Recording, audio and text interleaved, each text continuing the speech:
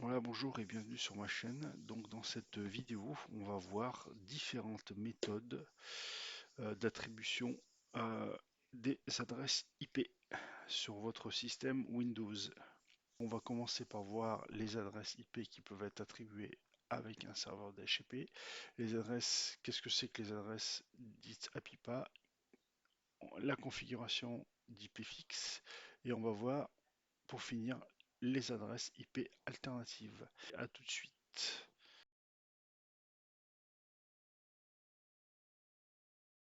Donc le DHCP, qu'est-ce que ça veut dire? Ça veut dire Dynamic Host Configuration Protocol.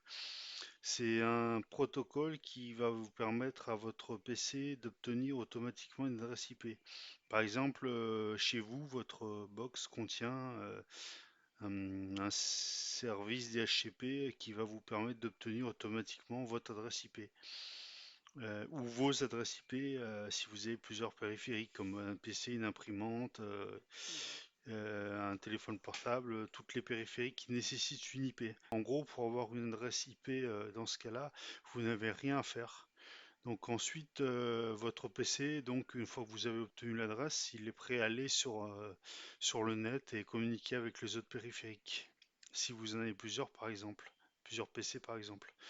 Donc je vais vous montrer où est-ce qu'est configuré le DHCP. Donc vous cliquez droit, ici je suis en Wi-Fi, donc clic droit sur le petit icône qui représente le Wi-Fi, ouvrir les paramètres réseau et internet. Donc je suis en Wi-Fi, donc je clique sur Wi-Fi, modifier les options de l'adaptateur, clic droit, propriété, voilà ici et TCP/IP v4 et là vous avez les configs, les différentes configs. Donc si vous voyez ces options qui sont cochées, les deux, obtenir une adresse IP automatiquement et obtenir les adresses des serveurs DNS automatiquement, c'est que votre configuration de votre carte sur votre carte réseau est configurée pour obtenir une adresse IP dynamiquement, donc pour utiliser un serveur DHCP. Pour savoir quelle est l'adresse qui vous a été attribuée, vous pouvez par exemple ouvrir un interpréteur de commande qui est ici, et je vais le faire avec vous, et vous tapez simplement ipconfig/all. Donc voilà, maintenant on va parler des adresses APIPA et on va savoir ce que c'est qu'une adresse de type APIPA. A tout de suite.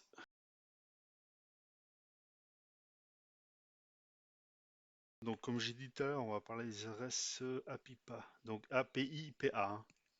Déjà, PIPA, ça veut dire Automatic Private IP Address. Si par exemple un PC ne peut pas trouver le serveur DHCP pour diverses raisons, hein, ou alors qu'une adresse IP statique n'est pas configurée sur le système, donc dans ce cas-là, votre PC crée une adresse dite APIPA. C'est une adresse APIPA qui peut communiquer uniquement localement sur votre réseau, par exemple avec un autre PC qui aura aussi une adresse APIPA.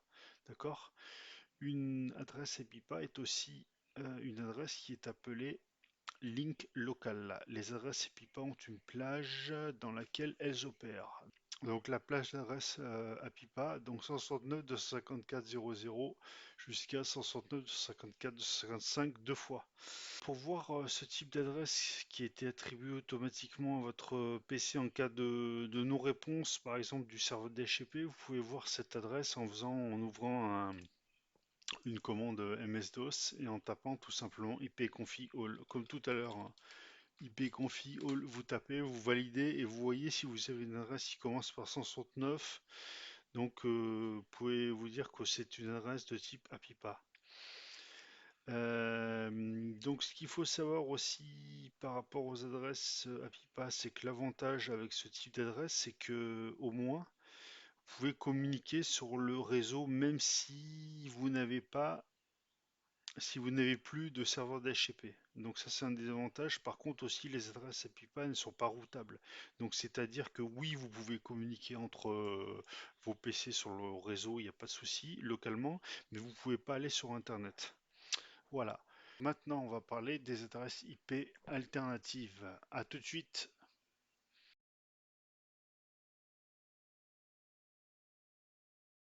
Donc si un DHCP n'est pas joignable, on a vu plus haut que Windows attribuera alors une adresse de type APIPA. Donc je vais vous montrer. Tac, Wi-Fi, modifier, clic droit, propriété. Et ici vous avez protocole Internet version 4, propriété et l'onglet configuration alternative. Là, vous êtes sur le bon onglet. Voilà. Donc, si vous ne voulez pas utiliser l'adresse API-PA Windows, il inclut une autre forme de configuration d'adresse IP, donc qui s'appelle la configuration alternative. C'est celle-ci qui pourra, peut-être en cas de défaillance ou d'indisponibilité d'un serveur DHCP, faire en sorte que vos PC puissent communiquer, par exemple avec des serveurs qui, eux, en général, sont configurés avec une IP fixe. La configuration alternative va vous permettre donc d'assigner manuellement les paramètres suivants, donc l'adresse IP, donc c'est une adresse numérique qui va permettre d'identifier votre périphérique sur un réseau. Donc elle doit être unique, hein. Donc à chaque périphérique va une adresse IP, hein. Donc le masque de ce réseau, il faudra indiquer ça aussi. Donc il va vous permettre d'identifier votre réseau sur lequel vous êtes, du réseau sur lequel vous êtes. Donc la passerelle par défaut, qui va vous permettre de communiquer avec l'extérieur. En général, si vous êtes chez vous, la passerelle c'est sûrement votre box, votre box, ouais. Donc les serveurs DNS qui vont eux vous permettre d'aller sur le net. C'est grâce à eux que vous allez sur le net. Donc et les serveurs WinS, s'il y en a, qui vont vous permettre de gérer les noms NetBIOS de votre réseau. Donc si vous vous souvenez pas ce que c'est que le serveur WinS, par contre, je vous invite à regarder ma vidéo sur NetBIOS. Voilà. Aussi, par exemple, si vous avez une double configuration, ça peut vous être utile. Genre, si votre entreprise, à votre entreprise, vous utilisez un DHCP et une fois chez vous, vous êtes en IP fixe. Voilà, ça peut être sympathique. Maintenant, on va parler pour finir des adresses IP fixes. A tout de suite.